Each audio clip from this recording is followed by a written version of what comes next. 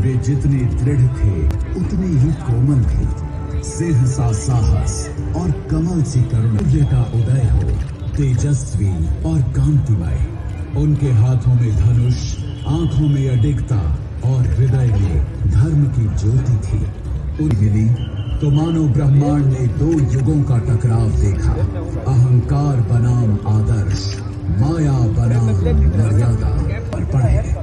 और फिर जब आकाश साफ हुआ और वायु शांत, प्रभु श्री राम, माता सीता, श्री लक्ष्मण और हम सब प्रभु घर लौट आए। वो प्रकाश भी जब हम लक्ष्मी पूजा करते हैं और माँ का स्मरण करते हैं तभी होनी चाहिए।